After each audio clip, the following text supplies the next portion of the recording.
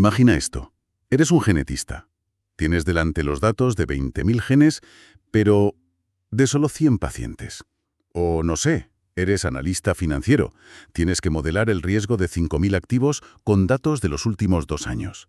La intuición te grita que es imposible, que tienes más variables que datos. ¿Cómo encuentras algo real en medio de tantísimo ruido? Bienvenidos.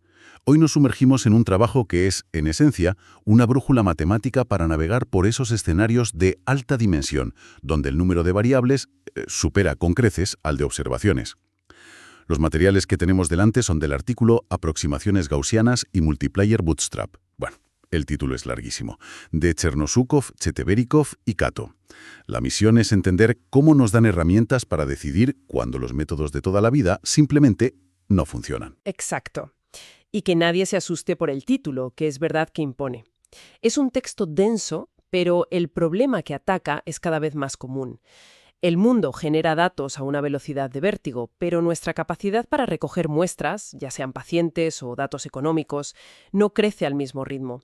Este desequilibrio, que en la jerga se llama n-p, p las variables, n las muestras, pues rompía las herramientas estadísticas clásicas. Este artículo es uno de los pilares que nos enseña a construir herramientas nuevas. De acuerdo. Pues vamos a desgranarlo. Empecemos por el núcleo. ¿Por qué las herramientas de siempre, como el famoso teorema central del límite, se quedan cortas aquí? El del límite es una maravilla. Nos dice que si sumas muchas cosas, al final la suma se parece a una campana de Gauss. Pero tiene una condición oculta. Funciona bien en una dimensión. Cuando tienes p dimensiones y p es gigantesco, la cosa cambia. La maldición de la dimensionalidad hace que el espacio sea enorme y vacío. El teorema clásico simplemente no está preparado para eso. Es como usar un mapa de una ciudad para navegar por el planeta. No tiene la escala adecuada. Entendido. Es un problema de escala y complejidad. El artículo se centra en una estadística que parece muy específica, el valor máximo de una suma de vectores.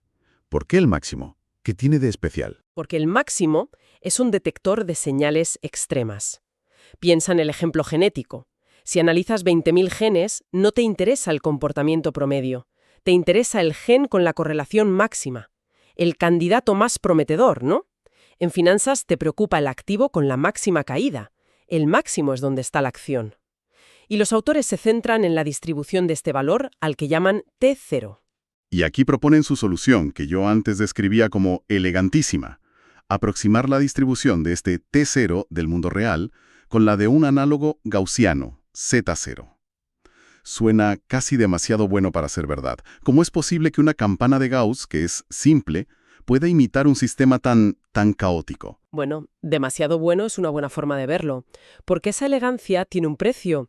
No es un truco de magia, es una construcción matemática de una finura increíble. Para demostrar que esto funciona, los autores tienen que sacar la artillería pesada. Mencionan herramientas como la interpolación de Slepian, el método de Stein, incluso conceptos de la física estadística. Espera, frena ahí. Mencionas cosas que suenan a física teórica. No hace falta una clase, pero ¿qué nos dice el hecho de que tengan que recurrir a herramientas tan exóticas? Nos dice que están llevando la matemática al límite. Es como si para construir un rascacielos más alto que ninguno no te sirvieran los ladrillos de siempre, sino que tuvieras que inventar aleaciones nuevas. Estas herramientas les permiten controlar el error de la aproximación con una precisión exquisita, incluso cuando p es exponencialmente más grande que n. Vale, eso sí es un avance, porque trabajos anteriores necesitaban que p creciera mucho más despacio. El artículo tiene una figura, la figura 1, que lo visualiza. Vemos un gráfico comparando el T0 real con el Z0 teórico para 100 muestras y 5.000 variables. Es una línea casi perfecta. Pero yo veo pequeñas desviaciones. ¿Cómo de importante es esa perfección? Esa es la pregunta del millón. ¿La perfección absoluta no existe? Lo que importa aquí son las colas de la distribución, los valores extremos. Y si te fijas, la aproximación es especialmente buena en esa zona. ¿Y por qué? Porque en la práctica, para un test de hipótesis, te preguntas, ¿cuál es la probabilidad de ver algo tan extremo por puro azar?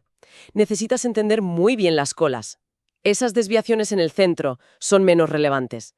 El paper demuestra que en las colas, donde nos jugamos el dinero, la aproximación es sólida. Entiendo la potencia teórica, es un resultado formidable, pero me pongo en la piel de alguien que trabaja con datos y me surge una duda gigantesca. Todo este castillo del análogo gaussiano Z0 se construye sobre la base de que conocemos la matriz de covarianza real, ¿no? La estructura de correlaciones. En la práctica eso es un unicornio. Nunca la conoces. ¿No convierte esto el resultado en un callejón sin salida teórico? Has puesto el dedo en la llaga. Y esa objeción es precisamente el puente hacia la segunda gran contribución del artículo, la que lo convierte en una herramienta de trabajo. Se llama el Multiplier Bootstrap. De acuerdo. El nombre suena interesante. Bootstrap me suena a usar lo que ya tienes para salir adelante. ¿Cómo funciona? La idea es asombrosamente ingeniosa. Si no conoces la correlación real, usas la que ves en tu muestra como tu mejor aproximación. Pero claro, no puedes fiarte ciegamente. Lo que haces es lo siguiente. Tomas tus datos y a cada observación le pegas un número aleatorio que tú generas en el ordenador, sacado de una normal estándar. Repites esto miles de veces y cada vez creas una versión sintética de tu estadística, a la que llaman W0. Espera, que me he perdido. Me estás diciendo que cojo mis datos, los mezclo con ruido que yo me invento y eso me acerca a la verdad. Suena completamente contraintuitivo. Ja, visto así, sí que suena a vudú. Pero hay una lógica profunda. El truco está en que, al multiplicar por ese ruido gaussiano, simulas el tipo de variabilidad que esperarías si tomaras nuevas muestras. Estas estadísticas sintéticas, W0, forman una distribución.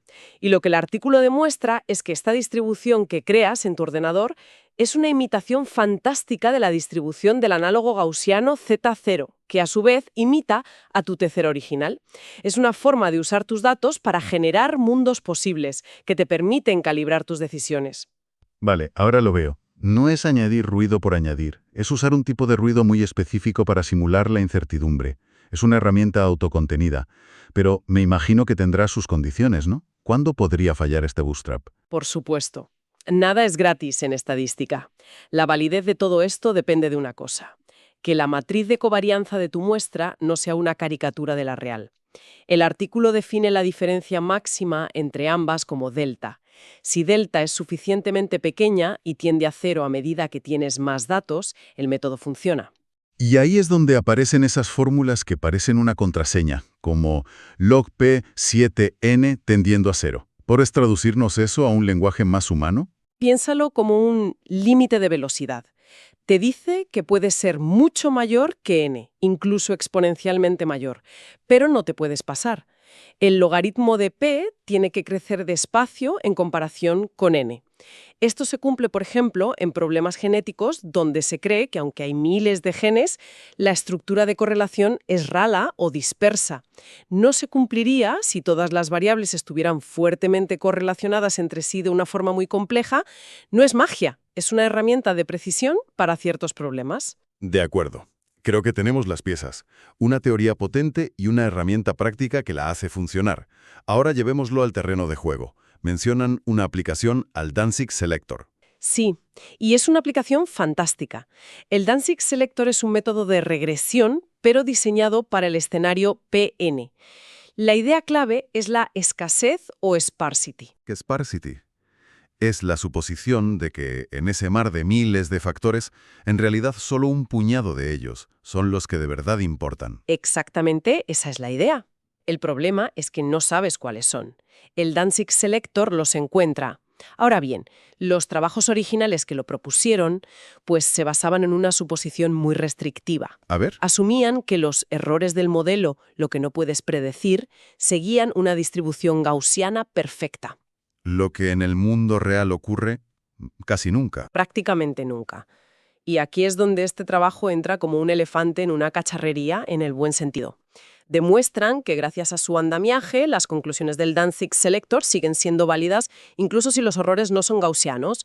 Solo necesitan una condición mucho más laxa, como que el cuarto momento esté acotado, que básicamente significa que no hay valores atípicos absurdos.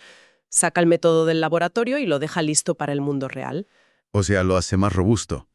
Pero mencionan algo más sobre elegir un nivel de penalización, un parámetro lambda. Suena a que estos modelos tienen una especie de potenciómetro. Sí, es un parámetro clave que controla cuánta escasez le exiges al modelo. Los métodos de antes proponían una lambda universal, una talla única.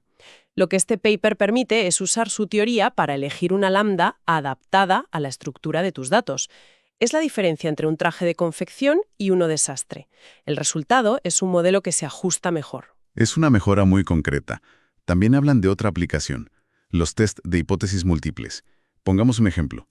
Soy ese genetista que prueba 20.000 genes contra el cáncer. ¿Cuál es mi mayor pesadilla? Tu mayor pesadilla es que, por puro azar, al hacer 20.000 tests, es casi seguro que algunos te darán positivo.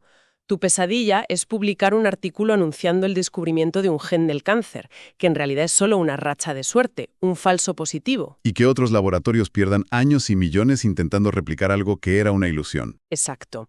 Para evitarlo, se necesita controlar el error familiar, que es la probabilidad de cometer al menos un falso positivo en todos tus tests. Los métodos para hacer esto existían, pero no estaban bien adaptados al régimen Penn. Lo que este marco permite es usar el multiplier bootstrap para calcular los umbrales de decisión correctos, garantizando ese control riguroso del error incluso con miles de hipótesis. Te da la confianza para buscar agujas en un pajar. Fantástico. Creo que hemos cubierto bastante terreno. Si tuviéramos que destilar las ideas más potentes de todo esto, ¿cuáles serían? Yo destacaría 3. La primera es un cambio de paradigma. El Penn nos da una licencia estadística para operar con rigor en el mundo Penn, que antes era casi territorio sin ley. La segunda, para mí, tiene que ser el multiplier bootstrap. Es el vehículo todoterreno que nos permite usar esa licencia en el mundo real, con sus datos imperfectos. Y la tercera, como hemos visto, es que esto no es un ejercicio académico. Tiene un impacto directo en la precisión y fiabilidad de los modelos que se usan hoy en día para tomar decisiones importantes. Sin duda. Todo el artículo parece un equilibrio entre la potencia de las herramientas y el rigor matemático que exigen. No son una varita mágica, sino un bisturí de alta precisión. Exacto. Y siempre hay que recordar las condiciones bajo las que funciona ese bisturí. La aplicabilidad es enorme, pero no universal. Lo que nos deja con una reflexión final. Todo este andamiaje se ha construido para entender el máximo. Es potente, pero muy específico. Me pregunto, ¿podrían estas mismas técnicas ser la clave para desbloquear el entendimiento de otras características de los datos en alta dimensión? Quizá no solo el extremo, sino el comportamiento central, la dispersión. ¿Es esto el principio de algo mucho más grande? Esa es la gran pregunta. Y la respuesta probablemente sea que sí. Este tipo de ideas fundamentales sobre la geometría de la alta dimensión está inspirando toda una nueva generación de herramientas. Sin duda, es una puerta que se ha abierto. Gracias por acompañarnos en este análisis a fondo.